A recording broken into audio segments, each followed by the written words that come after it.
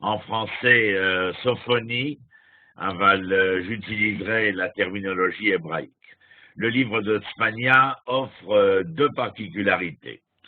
Il ne sépare plus, comme d'autres prophètes, le peuple d'Israël des nations, dans ce sens qu'il fait tomber un même jugement sur lui, sur Israël et sur les nations, car ayant en commun les mêmes caractères que l'homme déchu et particulièrement à propos de l'idolâtrie. Ils doivent subir en conséquence une même sentence, une même punition. Mais Dieu, et ce sera la seconde particularité de notre prophète, sépare de la masse ce qu'il veut épargner. De même qu'à l'époque de la sortie d'Égypte. Ainsi se forme, ce que nous avions déjà parlé, c'est-à-dire un peuple restant, de la même manière que tous ceux qui monteront, comme nous en parlerons avec Haggai et Zecharia, qui monteront de Babel, ne seront qu'une infime partie. Eh bien, c'est toujours, en fin de compte, cette infime partie sortie d'Égypte, sortie de Babel, dont il est question. Et Tzfania ne prend pas en compte ici les mots qui s'étendront sur les nations et où peut-être, eh bien, il y aurait, par voie de conséquence, là aussi, un restant des nations, où des civilisations viendraient à disparaître, ne laissant que des traces, ou en tout cas, parmi ces traces, eh bien, la conjugaison serait possible à ce moment-là avec Israël.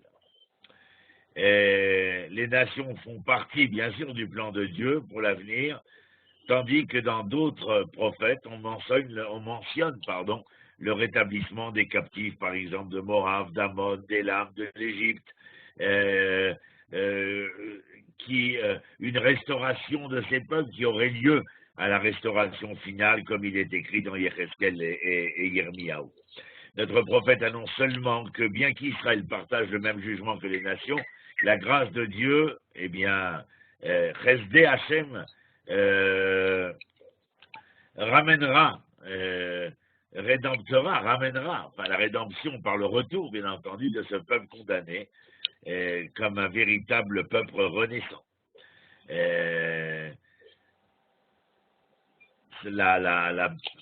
Je dirais la bénédiction, la bonne parole qui accompagne la rédemption que l'on entend dans la plupart des prophètes, en fin de compte, eh bien, donne au livre aussi de Tzfania un cachet où on pourrait dire que la fraîcheur est incomparable.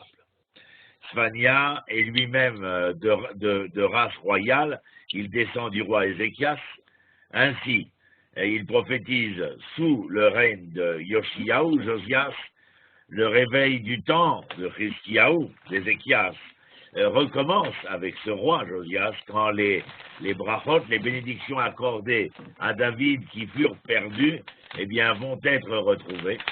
Et Tzfania devient lui-même l'instrument pour proclamer ce réveil prophétique.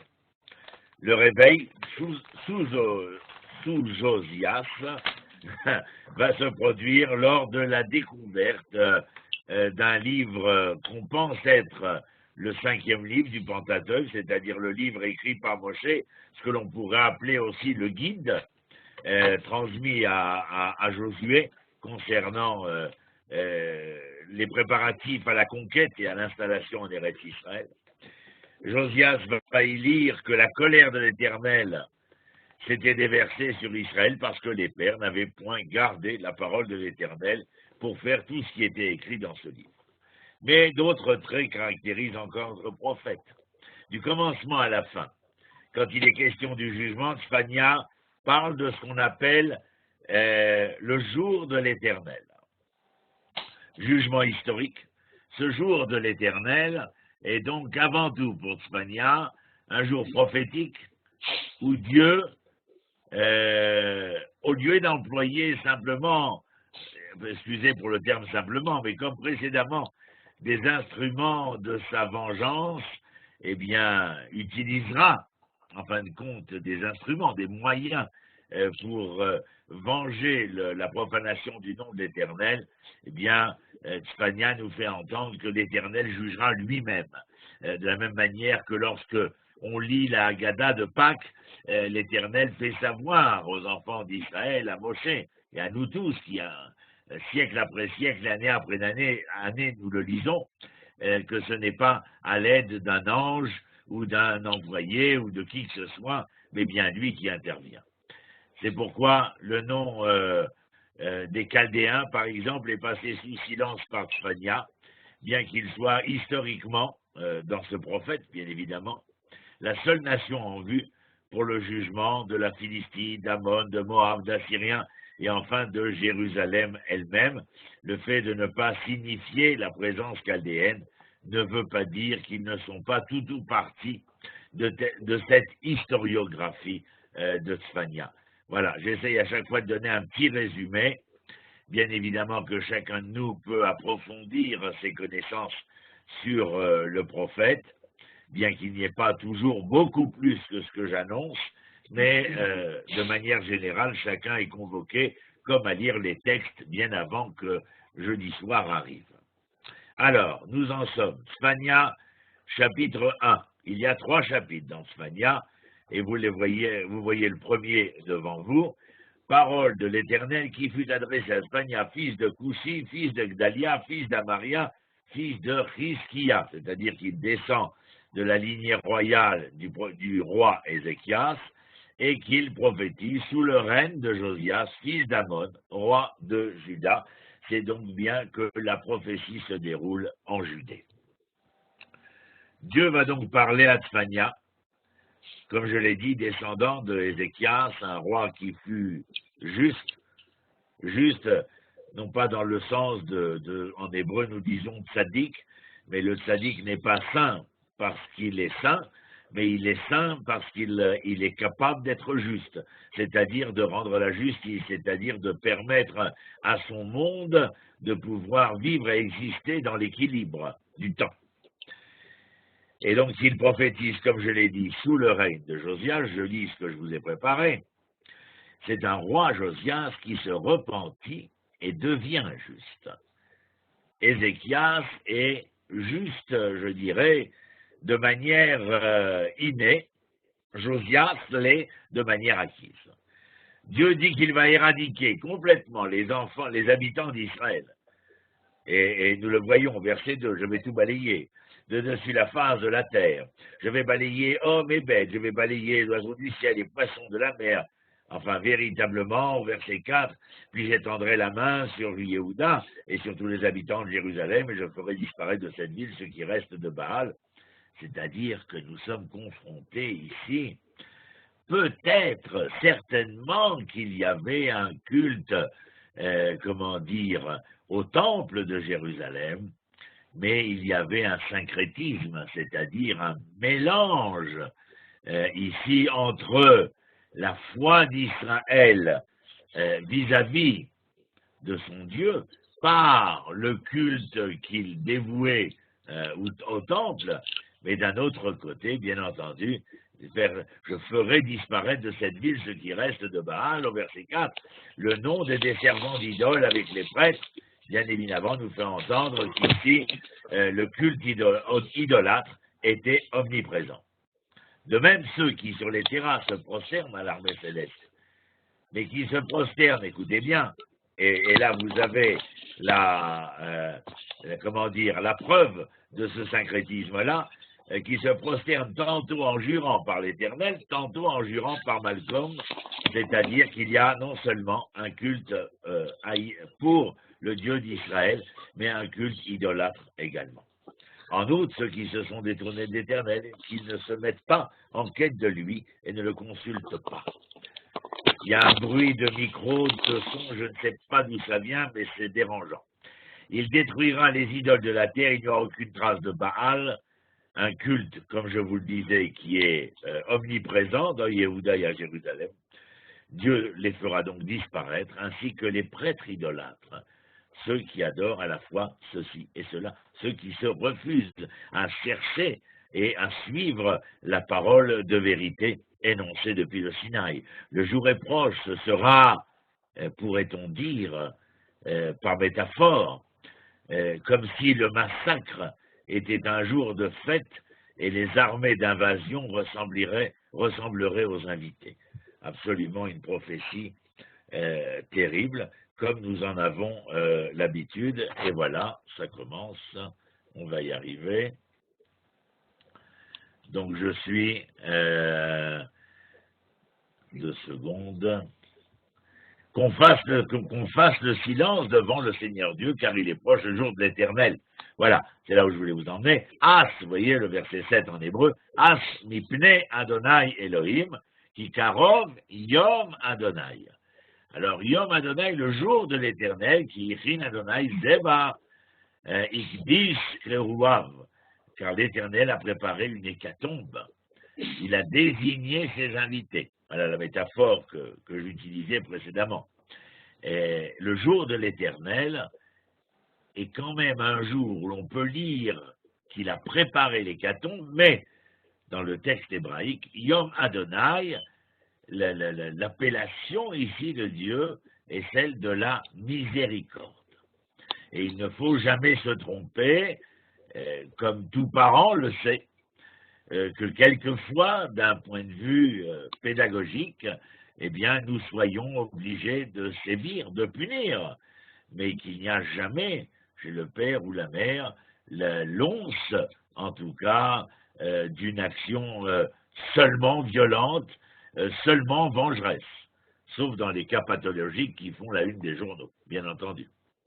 Alors, le texte continue. J'essaye de m'adapter aussi. Voilà. Et au jour de l'hécatombe, verset 8 de l'Éternel, je sévirai contre les grands et les princes royaux. Bien entendu, comme à chaque fois, Vaya beyom zevar Adonai, ou pakad ti alasarim, valbien meler, valkol alopsim, malbouch nochri. À tous ceux qui sont les maîtres d'océan, politiques, économiques, sociaux, religieux, et à tous ceux qui endossent des vêtements étrangers, c'est-à-dire à ceux qui, parmi nous, s'attachent à vouloir jouer le rôle d'autrui quand leur propre rôle n'est pas assumé. Combien la chose nous est connue en politique, et je ne m'étalerai pas. Le jour où Dieu punit les gens pour leurs actions, je reviens à chaque fois à ce que je vous prépare, parce que je veux qu'on entende ce que je vous écris, il punira les officiers de la terre pour opprimer le peuple et l'adoration des idoles. Ils sont allés jusqu'à, j'écris, sauter par-dessus le seuil du temple de Dagon où l'idole a été abattue. C'est un exemple que j'ai repris du livre de Shmuel au chapitre 5, c'est-à-dire que c'est comme se jeter à l'eau d'une certaine manière, c'est y aller de tout cœur. Et quand Dieu agit, ou plutôt réagit, il y aura un cri de la porte de Jérusalem, depuis les portes. Mais cette porte est appelée, regardez dans le texte, vous voyez au verset 10, il y aura ce jour-là, dit l'Éternel, des cris retentissants du côté de la porte aux poissons. Je ne connais pas la porte aux poissons, puisqu'aujourd'hui nous ne l'avons pas, mais c'est certainement la porte qui donnait sur le marché. Laquelle des 7 portes de Jérusalem s'appelait la porte des poissons. Voilà du travail pour nos archéologues. Des hurlements du côté du 2e district, un grand fracas du côté des collines. Lamentez-vous, habitants du Martèche, car c'en est fait de toute cette population de marchands, voyez, ils sont perdus, tous ces gens chargés d'argent. C'est-à-dire que là, bien entendu, on frappe au cœur économique d'Israël, et quand j'ai dit que Dieu agit ou réagit, il y aura un cri depuis la porte de Jérusalem, eh bien évidemment, on voit qu'ici, qu'est-ce qu'on veut nous dire? Je crois qu'il n'y a pas besoin de s'étaler pour savoir que lorsqu'on touche le cœur de l'économie, au vu et su des conséquences de ces coups portés à l'économie, comment le peuple se sentira, bien entendu. En ces temps-là, j'inspecterai Jérusalem avec des lampes, je frapperai tous ces hommes qui demeurent accroupis sur leur lit, disant à leur cœur, l'Éternel ne peut faire du bien ni causer de dommages. C'est-à-dire que, en fin de compte, on entend comme dans Jérémie, on entendra d'ailleurs, ou bien une croyance exacerbée dans le fait que l'Éternel ne peut jamais causer de dommages, ou bien que l'Éternel n'est pas, parce que nous croyons à d'autres dieux. Leurs richesses seront mises au pillage, leurs demeures ruinées, ils bâtiront des maisons qui n'habiteront point, planteront des vignes dont ils ne boiront pas le vin. C'est-à-dire véritablement grandeur et décadence. Il est proche, le grand jour de l'Éternel. Il est proche et vient avec une extrême vitesse. Déjà, on entend le bruit du jour de l'Éternel. C'est alors que le guerrier poussera des cris stridents. Karov yom Adonai agadol. Karov umaher meod. Kol yom Adonai. Mar tzoreach sham gibor. Et ce jour sera un jour de colère, un jour de détresse et d'angoisse, un jour de ruine. On avait bien compris. Un jour de trompette et de fanfare guerrière contre les villes fortes et les tours élevées. Je serrerai de près les hommes. Ils marcheront comme des aveugles pour avoir péché contre l'Éternel. Leur sang sera répandu comme la poussière, leur sève comme des ordures. Bien évidemment que ces propos ont des relents très difficiles pour chacun de nous. Ni leur argent, ni leur or ne pourront les sauver au jour de la colère de l'Éternel. Je me permets de poser la question, est-ce que des propos comme ça concernaient seulement Israël sur la terre d'Israël, ou bien pouvaient concerner Israël en dehors de la terre d'Israël? Dieu a examiné les actes du peuple comme si la recherche avec des bougies, comme s'il la quêtait, en fin de compte, avec des bougies, et il va rembourser, enfin faire payer à ces gens complaisants qui prétendent qu'ils ne récompensent point, qu'ils ne punissent point, comme je l'ai expliqué, leur richesse sera sans valeur et leur maison sera vide. Ils ne vont pas se rendre et profiter de leur maison et de leur culture. Cette journée se rapproche rapidement. Les hommes vaillants vont crier dans la douleur. Ce sera un jour de ténèbres et d'obscurité où les ennemis pressent leur attaque. Les gens n'auront aucune idée de comment mettre fin à leurs problèmes. Leurs vies ne vaudront absolument rien. Et comment ai-je dit là, leurs cadavres seront empilés en tas comme fumier. Leur argent et le pouvoir ne pourront les sauver de cette agression. La colère de l'Éternel générera une fin soudaine des choses. Voilà ce premier chapitre de Tzfania qui vient nous enseigner, bien entendu, les rapports. Et il y a là une interaction entre tous les prophètes de ces différentes époques, mais qui sont très proches. Nous sommes à l'époque du premier temple, pendant les quelques centaines d'années où le temple va être debout, et à travers le regard, la parole des prophètes, eh bien, nous entrevoyons les conduites, les comportements qui n'entraînent à chaque fois que détresse et ténèbres, et la chose est bien sûr toujours aussi difficile à être entendue.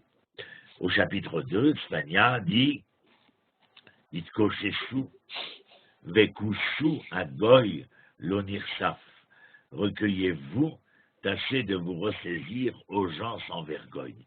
C'est-à-dire que là, il y a encore une fois un appel au peuple qui n'a pas, juste ici, parce que s'il y a un appel, c'est que le peuple, jusqu'à ce moment-là, n'entend pas l'appel prophétique, n'entend pas l'appel, ou en tout cas les paroles de ce prophète, Tzfania, mais j'imagine que d'autres personnages parcouraient les ruelles de Jérusalem et essayaient de faire entendre la bonne parole, bien entendu. N'attendez pas l'échéance du terme fatal au verset 2. Du jour qui s'envolera rapide comme le chaume, n'attendez pas que fonde sur vous l'ardente colère du Seigneur, que vous surprenne le jour du courroux divin. En fin de compte, c'est un appel dans tous ces versets, verset 3 également, verset 4, vous trouvez, verset 5, malheur à vous qui occupez le littoral pour l'ensemble des peuples et aussi des tribus d'Israël. Au verset 6, le district du littoral sera un lieu de pâturage percé de citernes par les bergers et un cantonnement pour les brebis. Et alors, le texte continue, ce district va échoir aux survivants de la maison de Yehuda. Donc vous voyez ce que je vous disais en introduction. j'y arrive dans un instant.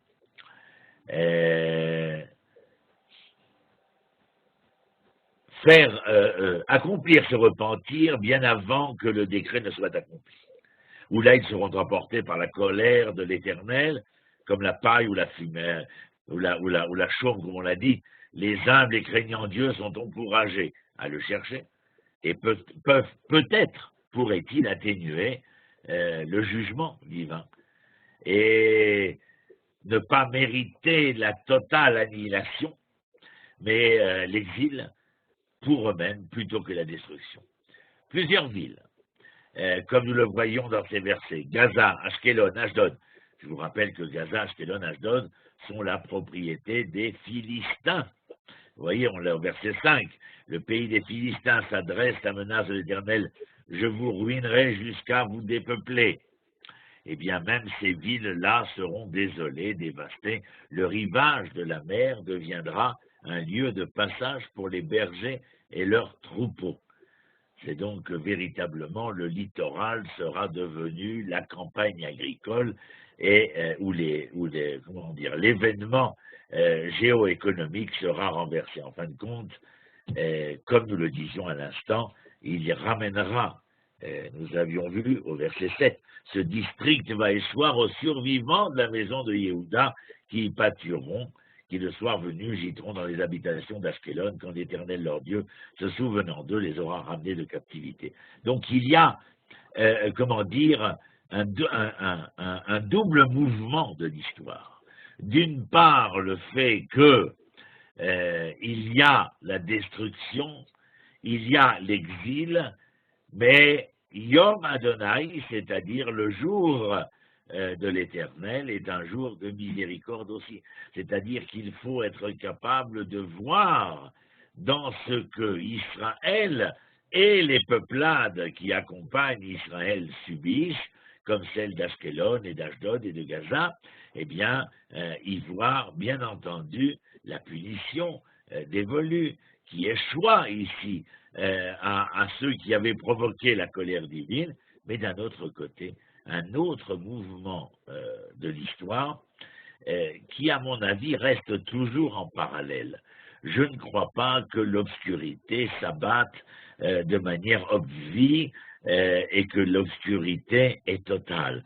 Je crois qu'il y a, comme à l'aurore, ce que nous appelons en hébreu Ayelet HaShachar, à l'aurore, c'est le moment de l'obscurité de la nuit, pratiquement la plus forte du point de vue de l'obscurité, mais où déjà pointent les premiers rayons de lumière. Et cela s'appelle l'aurore, bien entendu. Et l'aurore précède l'aube. Et donc je crois qu'on peut voir dans ce double mouvement d'histoire, eh bien, une lueur d'espoir dans l'infini tragique de l'obscurité du moment. Dieu, je préfère le lire dans le texte, verset 9, c'est pourquoi, dit l'Éternel, Tsebaoth, Dieu d'Israël, aussi vrai que je vis, Moab sera comme Sodome, le fils d'Ammon comme Gomorrhe, un fouillis de broussailles, une mine de sel, c'est-à-dire qu'il va détruire, comme Sodome et Gomorrhe, il détruira Moab et Ammon. Pourquoi? Eh bien, au verset précédent. J'avais entendu les propos outrageants de Moab, les insultes des fils d'Ammon qui bafouaient mon peuple et manifestaient leur arrogance contre ses frontières. C'est-à-dire que non seulement vous avez pu servir à être les moyens, les instruments de comment Israël serait frappé, mais même si on est l'instrument de comment frapper Israël, en tout cas, on ne peut pas se réjouir des malheurs, non pas de Sophie, mais des malheurs d'Israël. Et en tout état de cause, ceux dont il est question ici, je vous rappelle, Moab et Ammon sont les descendants des filles de Lot. Et donc, Moab et Ammon sont d'une certaine manière intimement liés à la nation des Hébreux, et pour des raisons que nous n'avons pas le temps de traiter ici, comme depuis Aram, comme depuis Moab, comme depuis Ammon, ceux qui sont encore quelque part porteurs des traces de l'histoire hébraïque, sont souvent ceux qui seraient à même de frapper Israël le plus violemment possible. Et au verset 10, voilà ce qui leur adviendra à cause de leur orgueil. C'est donc les gens de Ammon et de Moab vont donc devoir payer le fait d'applaudir, comme nous l'avions vu, ces deux prophètes, à propos, vous vous rappelez, de Édom, qui se réjouit, qui vient donner la main à Nabucodonosor afin de profiter, de la Judée qui a été mise à bas et pouvoir mener ses larcins à bon escient. L'Éternel se fera redouter quand il réduira à rien toutes les divinités de la terre. Alors toutes les idées des nations lui rendront hommage, chacun de son côté. Vous aussi, Couchite, vous savez qui c'est Couchite? Couchite, c'est l'Éthiopie, c'est noir, Couchite. Vous tomberez victime de mon glaive. Alors, ce verset nous laisse un peu perplexes, parce que qu'à voir l'Éthiopie ici avec les événements qui sont les nôtres, ou bien tout simplement savoir que des enfants d'Israël sont exilés vers l'Éthiopie, qu'ils tombent sous le glaive de l'Éternel à travers le sens de l'exil en Éthiopie, mais l'Éternel les ramènera. Je peux vous dire que mon voisin d'en bas vient d'Éthiopie, mais nous sommes au XXIe siècle, mais nous ne pouvons éliminer aucune probabilité. Puis il étendra la main sur le nord et détruira Achour. Alors celui-là, on le connaît, c'est la Syrie. On en a déjà parlé précédemment, bien entendu, avec la destruction de Ninive. Il fera une solitude, une lande aride comme le désert. C'est vouloir faire valoir, en rappelant Achour et Ninive, bien entendu, que la puissance, la grandeur hégémonique d'une telle puissance économique, sociale, culturelle, etc., eh bien, a pu être mise à bas. Un jour, une civilisation a pu parvenir à sa fin. Là, les troupeaux auront leur gîte, les bêtes de toute provenance, tant le pélican que le hibou, et liront domicile sur ses chapiteaux. Des voix gazouilleront à travers les fenêtres, les seuils ne seront que des conques, car on aura arraché les lambris des cèdres. La voilà, cette cité joyeuse, qui trônait en pleine sécurité et disait à part soi, moi et personne que moi. Ah, comme elle est devenue une solitude, un repère de fauves, quiconque passe près d'elle, ricane et agite la main. Alors, bien entendu, il y a une majorité de probabilités que cela concerne Ninive, bien entendu, ces versets 14 et 15, il reste un infime pourcentage de probabilité où je me permettrai de vous dire que peut-être, eh bien, on veut nous faire entendre, comme pour Ninive, eh bien, pour Jérusalem, que la grandeur de Jérusalem est ici mise à bas au banc de la société humaine après avoir été grandeur. Chapitre 3 de Tzfania, Tzfania va dire le malheur de Jérusalem. Hélas, elle est salie et souillée. La ville est ourdie comme une colombe. Elle ne veut écouter aucune voix, que c'est aucune leçon, elle n'a pas confiance en l'Éternel, elle ne s'approche pas de son Dieu. Être étourdi, un bel oiseau, bien entendu, mais qui n'est peut-être pas aussi intelligent qu'on le voudrait, en tout cas, qui n'est pas le plus intelligent dans la volière. Elle refuse d'obéir à la Torah, enfin Israël. Ces grands dans son enceinte sont des lions rugissants, ces juges des loups nocturnes qui n'ont rien à déchiqueter au matin, ces prophètes, et là on continue le délire descriptif. Et au verset 5, cependant l'Éternel est juste au milieu d'elle. Lui ne commet pas d'iniquité. Je vous rappelle la justice, être juste. Chaque matin, il fait éclater au grand jour sa droiture sans y manquer jamais. Mais le malfaiteur, lui, ne connaît pas la honte. C'est-à-dire celui qui est à la source même du déséquilibre, celui qui est à contrario du juste et de la justice, eh bien, n'en a que faire tant que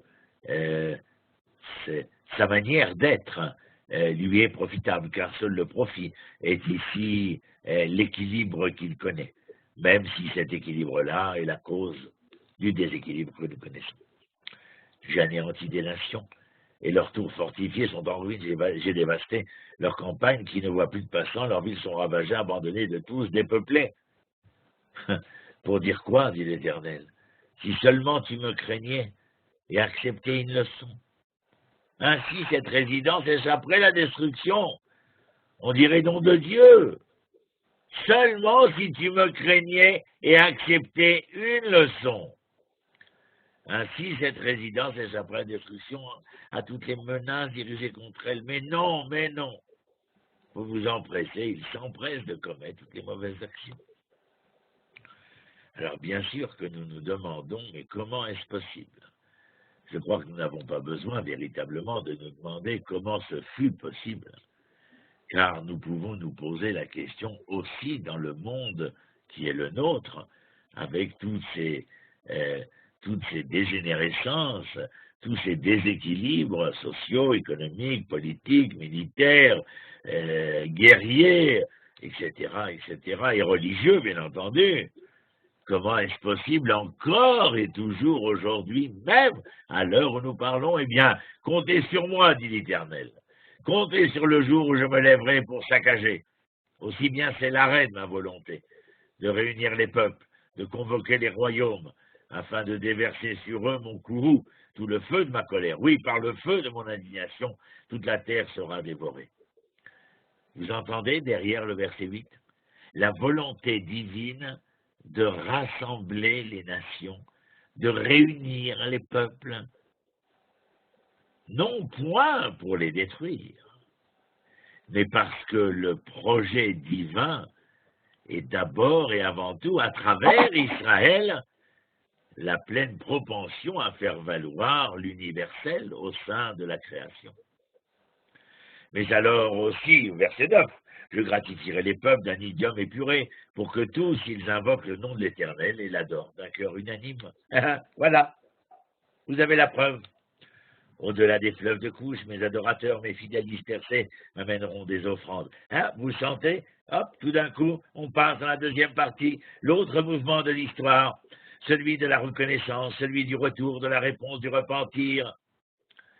En ce jour, tu n'auras plus à rougir des actes qui t'ont rendu fautif à mon égard, car j'éloignerai du milieu de toi tes exaltés d'orgueil, tu ne continueras plus à porter haut le front sur ma sainte montagne. Et par la suite, 12, 13, 14, bien entendu, entonnent des chants, filles de Sion, poussent des cris de joie Israël, car l'Éternel a rapporté les sentences qui te condamnaient, c'est-à-dire qu'il y a pardon, c'est-à-dire qu'il y a rédemption, et en ce jour on dira à Jérusalem, sois sans crainte, Sion, ne laisse pas défaillir tes bras. L'Éternel ton Dieu est au milieu de toi comme un héros. Verset 18, ceux qui souffraient d'être éloignés des solennités, je les recueille comme faisant encore avec toi le rassemblement, la réunion. Et au verset 19, en ce temps, j'accablerai tous tes oppresseurs. Je porterai secours aux brebis qui boitent, je rassemblerai celles qui sont pourchassées. Et j'établirai leur gloire et leur renommée dans tous les pays qui ont connu leur honte. En ce temps-là, je vous ramènerai, en ce temps, je vous rassemblerai, car je veux faire éclater votre renommée et votre gloire parmi toutes les nations de la terre, en ramenant vos captifs sous vos propres yeux, dit l'Éternel. Rédemption universelle, mais vous avez remarqué que cela ne passe pas sans qu'il y ait cette volonté ineffable de la rédemption d'Israël, de Jérusalem. C'est-à-dire que l'Éternel veut, envers et contre tous les aléas de l'histoire générés par les enfants d'Israël, que son peuple puisse être capable de redorer le blason, d'afficher ses lettres de noblesse et de pouvoir être sans crainte depuis Jérusalem et de pouvoir être, devenir ce qu'il doit devenir. Comment je l'appellerai? Bien, le maître d'océan. C'est-à-dire c'est lui qui va recevoir à l'auberge des Hébreux l'ensemble des nations pour venir reconnaître la grandeur de l'Éternel et pouvoir se réjouir, se rassasier, enfin, pouvoir répondre à Christophe Mahé, il est où le bonheur, il est où? Mes chers amis, vous êtes là. Nous sommes là. Nous venons de terminer Spania et je vais vous faire une petite introduction sur le prophète Haggai. Vous avez vu, on avance à vitesse grand V, mais il faut dire aussi que les prophètes sont assez courts, bien entendu. Et nous allons rentrer dans un épisode tout à fait intéressant qui ne relève plus de l'historiographie du premier temple, mais de celle du second temple. Je m'explique et je vous raconte. Les circonstances qui nécessitèrent la prophétie de Haggai nous reportent aux derniers événements bibliques. Lorsque la ruine morale d'Israël fut arrivée au dernier terme, Dieu déclara à ce peuple, vous vous rappelez chez Hoshea, « Lo ami, ce n'est pas mon peuple ». Longtemps après, les 10 tribus vont être emmenées en captivité, comme vous le savez. Et plus tard, la tribu de Yehuda et de Binyamin aussi. L'ennemi va détruire Jérusalem, renverser, dévaster Jérusalem et son temple. Et alors que Jérusalem, Israël est privé de la gloire de l'Éternel, dès lors, aux yeux des hommes, pouvait-il affirmer qu'il n'y a plus de maison de Dieu sur terre et peut-être aller même dire et déclarer qu'il n'y a plus Dieu sur terre. Les 70 années de captivité que passeront les exilés de Juda et de Benjamin, de Yehuda et de Binyamin, avaient été annoncées par le prophète Jérémie, dans le prophète Daniel aussi, et elles ont pris fin. Et si vous regardez votre Tanakh, votre Bible, vous verrez que la dernière page, celle où le roi Cyrus s'exprime, qu'il a eu un rêve, et que dans ce rêve, eh bien, il devait être, comment dire, le vecteur du retour des enfants d'Israël à la terre pour reconstruire sa maison à Jérusalem. Et nous sommes, comment dire, si nous avons quitté, comment dire, la terre d'Israël en moins 586, alors faites le compte 70 ans plus tard. Le seul problème, mes amis, c'est qu'un faible nombre d'Hébreux, de Juifs à ce moment-là, puisque c'était les habitants de la Judée, de Juifs vont rejoindre, être à l'écoute de l'injonction de Cyrus, et seulement 89 697 hommes constants, la Gemara 42 000 hommes, aval, 40 000 ce n'est rien, bien entendu. Ce n'est qu'une infime partie, et je le rappelais tout à l'heure avant de Spania, de vous dire que comme pour la sortie d'Égypte, une infime partie, une minorité, sera à l'écoute de l'appel transcendant, même s'il venait de la voix de Cyrus, eh bien, il y avait là un appel divin qui sera entendu par des hommes comme Ezra, Nehemia, Ezrovabel, on va les voir ici. Et ils reviennent sous la conduite de Zorobabel et de Yoshua, le prêtre, descendant des grands prêtres de la maison de Judée, afin de bâtir la maison de l'Éternel, comme l'a demandé Cyrus. La seconde année de leur arrivée à la maison de Dieu, à Jérusalem, ils posent les fondements du temple avec une joie mêlée de tristesse.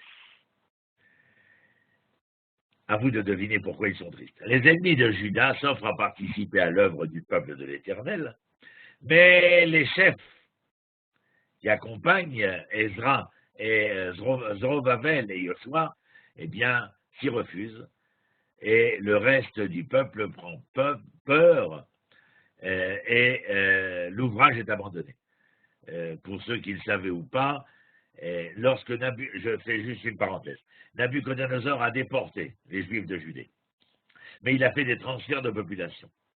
Il restait en Judée et en Samarie, il restait des Hébreux d'antan, qui continuaient leur culte à leur manière.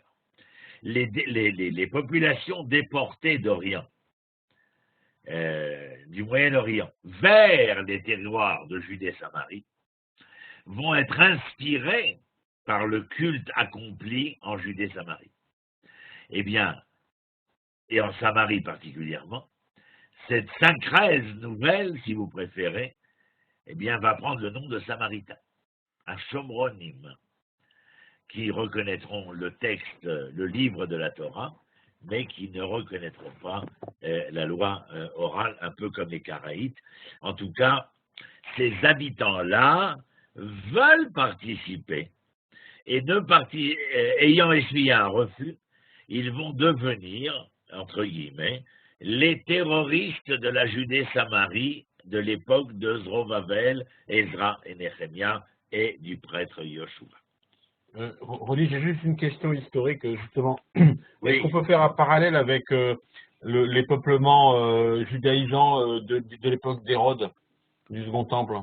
Et en Galilée, il y aurait des peuples entiers qui seraient venus, qui se seraient intéressés au judaïsme à cette époque-là, qui aurait été... Oui, il est évident qu'il y a plusieurs clans, plusieurs mouvements de population, et qui, comme Israël a été inspiré par autrui, seront inspirés par Israël. Concernant la fin du texte biblique, il est question particulièrement des Shomronim, et le reste sera traité en dehors du texte biblique concernant l'historiographie d'Israël. Mais dans le texte biblique, ceux qui sont sous-entendus ici, ce sont les Samaritains. Pourquoi est-ce qu'on les a appelés les bons Samaritains? Une question intéressante. Est-ce parce qu'ils ont combattu par le terrorisme Israël qu'ils sont devenus bons aux yeux d'autrui, ou peut-être pour une autre raison, mais je n'en ai pas d'autre. Donc l'interruption va durer 16 années, motivée pendant 6 ans par la peur seule, et pendant 10 autres années par l'ordre absolu de ne pas travailler, enjoint par Assuérus. Je vous rappelle que Assuérus est le roi de l'époque de la fête de Pourim de la reine Esther. Je n'en dis pas plus. Cette défense doit être considérée comme le châtiment de Dieu sur tous ceux qui ne sont pas montés et qui n'ont pas accompagné Zorovavel et Yoshua par manque de foi. Le traité talmudique de Ktuvot en parle, bien entendu, de ces personnages qui vont, par leur non-action, par leur indifférence, eh bien, participer à la future chute de Jérusalem au Second Temple. En la 2e année de Darius, vous savez qu'on considère Darius comme étant le fils de Assuérus et de Esther. Haggai et Zecharia sont interpellés par l'Éternel, et leurs exhortations auprès du peuple vont produire leur effet. Dès lors, tout change. Le peuple ne s'inquiète plus des rois, ni des hommes, ni des oppositions. Le travail recommence, et ce grand édifice s'achève au bout de 4 années.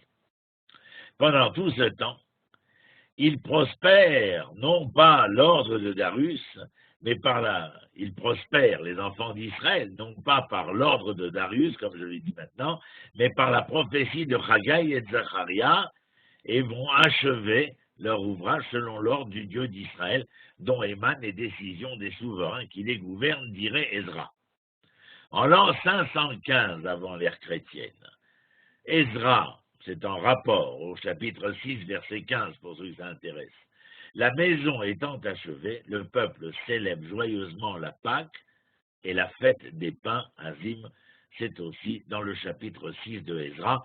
Quand vous parlez de Haggai, il faut avoir la main sur les feuillets du livre de Ezra. Il ne faut pas lire Haggai sans lire Ezra. Et Ronnie, juste une petite remarque. Il y a un passage qui m'avait vraiment beaucoup marqué dans Ezra, parce que quelques années, je commençais tout juste à m'intéresser à la Torah. C'est que dans Ezra, il me semble que c'est là, il y a un passage justement, le roi de Babylone laisse partir les Hébreux, seulement les Hébreux qui ont une ketouba, en fait. C'est cité explicitement dedans dans mes souvenirs. Hein. Et il y a une sorte de reconnaissance, entre guillemets, de la non-assimilation des Hébreux étant en exil. Je suppose qu'il y a dû y avoir beaucoup de mariages mixtes, etc. Et lui ne laisse partir que ceux qui ont une ketouba, donc entre guillemets, qui sont restés peut-être, peut-être, je n'ai pas connaissance de cela, mais peut-être parce que ce qui est d'abord inscrit chez Ezra, c'est le fait qu'il est confronté à une véritable plèbe. Ceux qui montent en Israël à la suite du décret de Cyrus, je pourrais me permettre de vous dire que ce sont des mafieux, des gens, comment dire, la cour des miracles et les mariages mixtes. Pourquoi je dis cela? Parce que dans le livre d'Ezra, il y aura, après la construction du temple, cette convocation en place publique afin de faire acte d'allégeance au Dieu d'Israël. Et donc de devoir soit faire allégeance au Dieu d'Israël, se convertir d'une certaine manière, soit devoir rebrousser chemin. Voilà de quoi il est question. En tout cas, Ezra est très important à lire en parallèle avec Haggai. Alors, c'est ici que se termine la première partie du livre d'Ezra, ce dont nous avons parlé jusqu'à maintenant, qui a trait à notre prophétie. Elle comprend donc 3 grands faits. La construction du Misbéach, l'autel, la pose des fondements du temple, puis après une parenthèse de 16 années, suivie d'un réveil du peuple, l'édification et l'achèvement de la maison de l'Éternel, cette maison dont avait rêvé Cyrus. Ouf! Bon, on continue. Chapitre 1 de Haggai. Dans la 2e année du roi Darius, le 6e mois, le 1er jour du mois, la parole de l'Éternel fut adressée par l'organe du prophète Haggai à Zorobabel. Simplement, je veux vous dire que Zorobabel prend le rôle ici de chef politique, fils de Chatiel, gouverneur de Judée, vous voyez, et à Yoshua, fils de Yotzadak, le grand prêtre en ces termes. C'est donc le pouvoir non seulement politique et militaire, bien entendu, mais aussi le pouvoir spirituel, sacerdotal. Ainsi parle l'Éternel au prophète. Ce peuple dit, le temps n'est pas venu encore de rebâtir le temple du Seigneur. Vous savez à quelle époque, puisque je viens de vous faire l'introduction.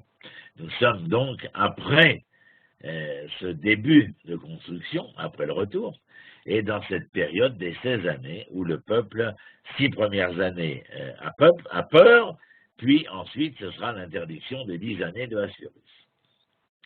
Que dit l'Éternel? Le parole de l'Éternel arriva donc au prophète Haggai.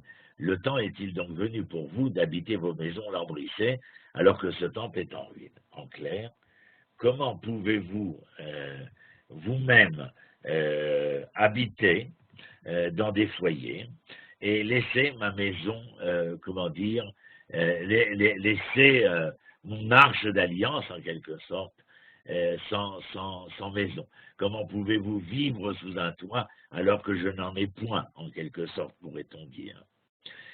Or maintenant, ainsi parle l'Éternel, appliquez votre attention à votre manière d'agir. Vous avez semé beaucoup pour récolter peu, vous mangez sans être rassasié, vous buvez sans avoir tout votre soul, vous mettez des vêtements, mais ils ne vous donnent pas de chaleur, et celui qui se loue pour un salaire gagne le salaire pour une bourse trouée. Alors que leur dit l'Éternel? Ce que vous vivez là maintenant, ce que vous supportez maintenant, eh bien, est conséquent de votre manière d'agir. Quel est le sens de cette manière d'agir? Comment acceptez-vous de pouvoir avoir un toit alors que vous n'en offrez point à l'Éternel Dieu d'Israël? Vous voyez? Et donc il dit comme cela, verset 8, « Montez sur la montagne, rapportez-en du bois et bâtissez le temple. » Vous comprenez? J'y prendrai plaisir et je m'en trouverai honoré, dit le Seigneur. En fin de compte, il y a dans le propos de l'Éternel aux enfants d'Israël une volonté ferme et probante de faire valoir. Vous n'êtes pas ici simplement pour retrouver la souveraineté d'une culture, d'une économie, du marché du travail. Vous êtes ici parce que oui, il vous faut travailler, prendre de la peine, construire, élaborer, mais parce que d'abord et avant tout, vous acceptez de reconnaître que vous êtes intimement lié à un idéal qu'il y a en vous une idée probante de l'idéal pour lequel vous êtes revenu en Israël. Il n'est pas question de revenir à Jérusalem et de ne pas m'offrir ce toit qui n'est pas important comme toit, mais comme élément médian de l'affirmation que nous sommes là parce que nous sommes porteurs d'un idéal. Bien évidemment, il y a là comme une vindicte contre le matérialisme des premiers immigrants venus avec Zorobabel et Yoshua.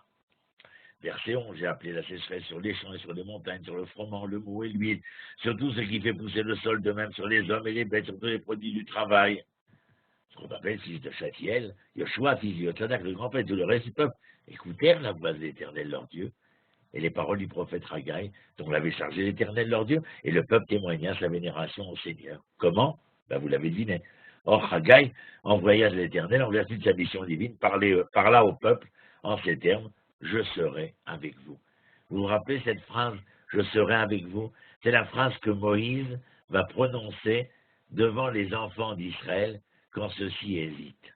L'Éternel lui avait dit, je serai celui qui sera. Et lorsqu'il vient devant les enfants d'Israël, il leur dit, l'Éternel sera avec vous. Et l'Éternel excita le zèle de Zorobabel, le zèle de Yoshua, le grand prêtre, et le zèle de tout le reste du peuple. Ils vinrent et se mirent à l'œuvre dans la maison de l'Éternel. C'était le 24e jour du 6e mois, dans la 2e année du roi Darius. Incroyable. Et vous voyez que Haggai n'a que 2 chapitres. Que vous ai-je écrit, que ne vous ai-je dit, je voulais le voir. Là, Zorobabel Yoshua donc écoute les paroles de l'Éternel qu'il a envoyées au prophète Haggai. Ils craignent Dieu. Haggai a rapporté au peuple que Dieu a dit « Je suis avec vous », comme nous l'avons lu. Ce qui signifie qu'ils ne devraient pas avoir peur de leurs ennemis parce qu'il les protégera de tous et de tout. La seule chose, bien entendu, c'est que je reviens sur ce que je disais. La peur est conséquente du manque d'idéal. Et je ne dis pas de foi pour la foi, simplement, mais la foi dans ces occurrences que nous avons appris ensemble, de la confiance, de la fidélité et de la vérité à laquelle nous sommes attachés.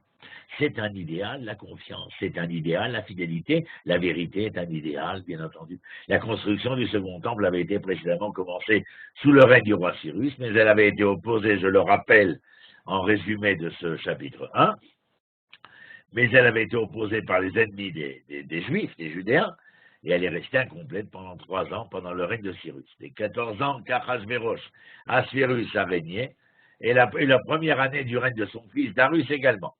Maintenant, Dieu inspire Zorobabel Yoshua, et ils reprennent la construction de ce qui s'appellera le second temple, qui commence dans la 2e année du règne de Darius, que nous considérons comme étant le fils de Assuérus et de Esther, comme je vous l'avais dit. Donc vous voyez, le retour d'Israël, en fin de compte, est lié intimement à la considération de la raison d'être de ce retour, et pas seulement, dirait-on, à la raison d'avoir. Nullement. Chapitre 2.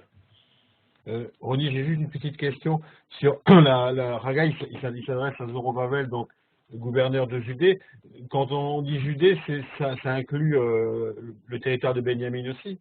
Oui, il déborde un peu, mais il faudra attendre d'autres années, d'autres pouvoirs comme celui des Asmonéens pour que Israël puisse retrouver sa grandeur territoriale. Mais pour l'instant, il est question de la Judée avec une partie au nord de la Judée. Tu sais que, pour ceux qui connaissent Jérusalem, Rehov Yafo, la rue Jaffa à Jérusalem, eh bien c'est la rue qui délimite le passage du territoire de Yehuda et de Binyamin.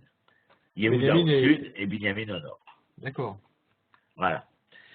le 7e mois, le 21e jour du mois, la parole de Dieu arriva par l'engagement du prophète Haggai en ces termes. Adresse donc à Zorobabel, fils de Saltiel, gouverneur, on a déjà répété au reste du peuple les paroles que voici. Est-il encore parmi vous quelqu'un qui ait vu ce temple dans sa splendeur primitive? Ben oui, c'est possible. Il y a 70 ans, nous étions exilés et le temple détruit.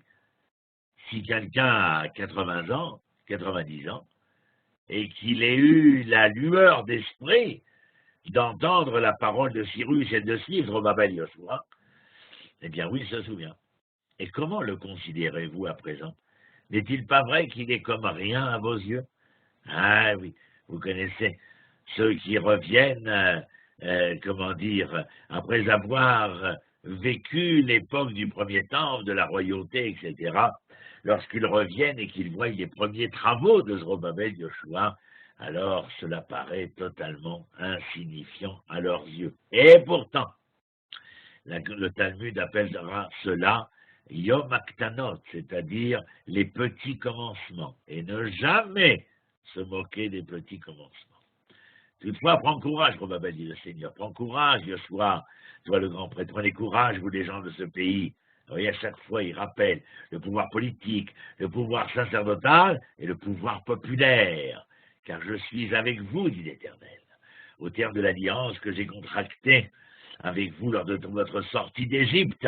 Eh oui, c'est le comparatif. Mon esprit réside au milieu de vous, ne craignez rien. Oui, ainsi parle l'Éternel. Encore un court délai, et je mettrai en mouvement le ciel et la terre, la mer et le continent.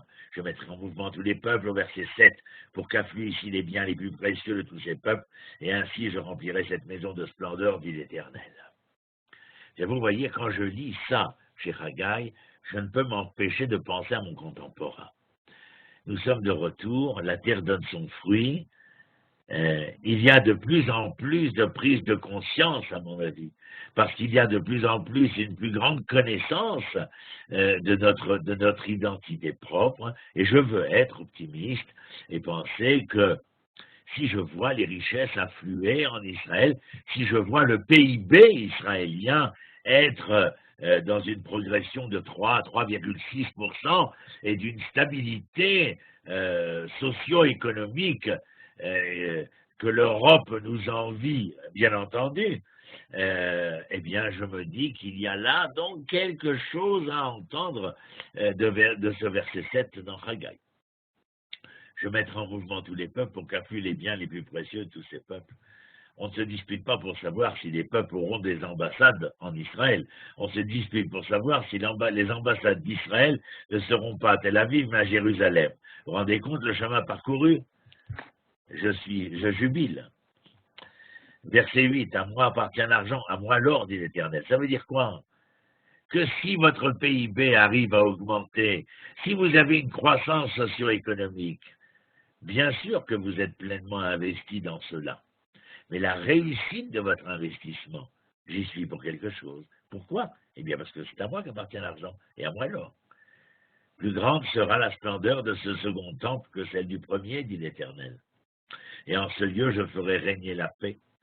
Oui, alors bien sûr, c'est un vœu pieux.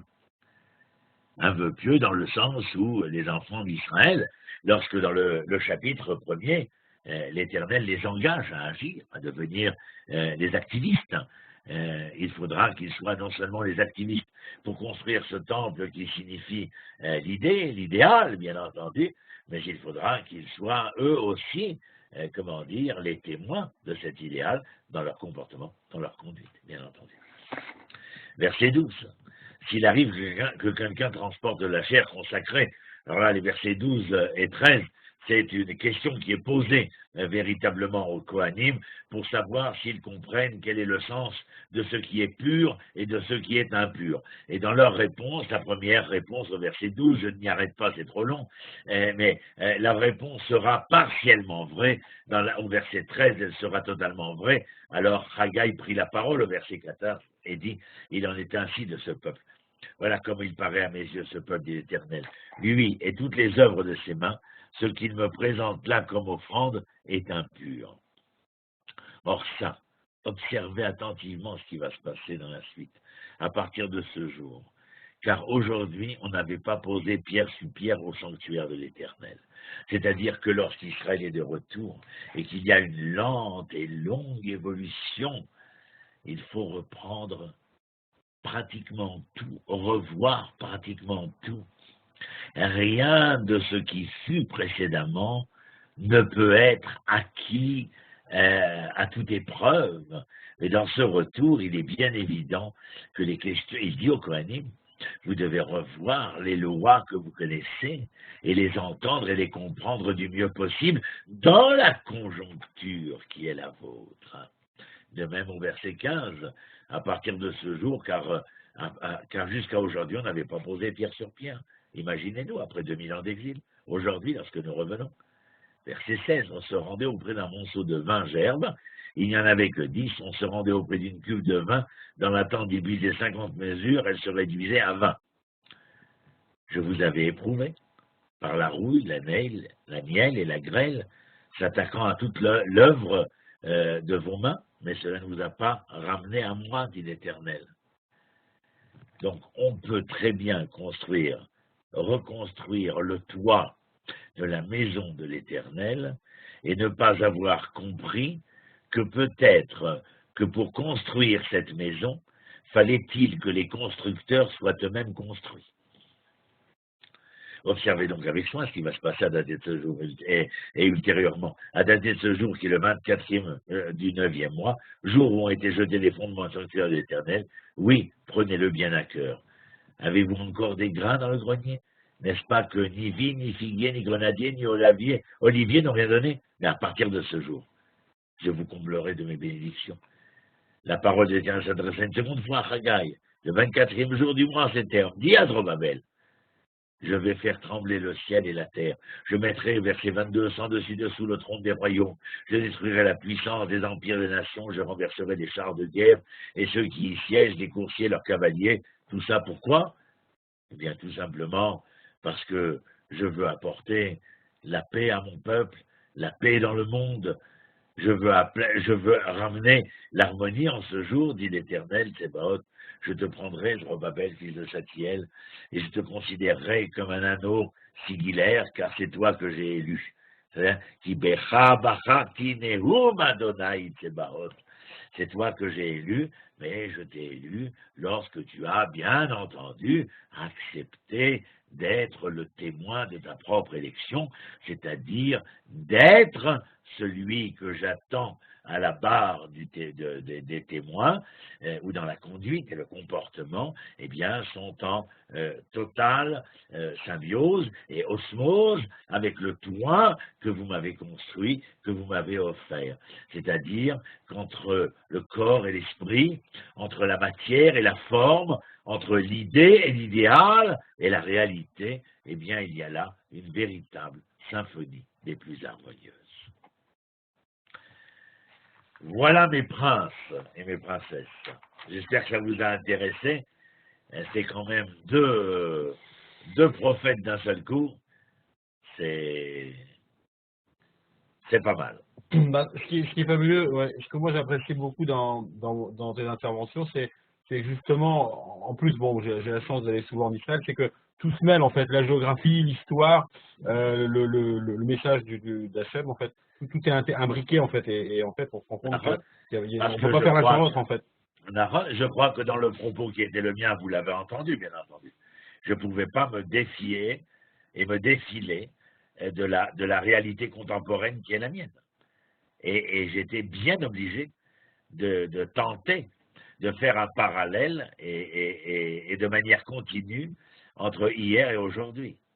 De la même manière que si hier je parle d'idées et d'idéal, il est bien évident que contrairement, et je ne critique pas leur première position, mais ceux qui ont pensé à un foyer national, eh bien, ont vite compris que le seul foyer national ne serait pas suffisant, mais qu'il fallait que le foyer national puisse recevoir une âme, un souffle, afin de pouvoir se mettre en marche. Amen. si personne n'a rien à dire, je vous souhaite un bon Shabbat, de vous revoir jeudi prochain pour des nouvelles aventures. On se croirait à l'ERTF. On verra Zecharia, je crois que c'est Zecharia, le prochain. C'est ça, c'est Zecharia.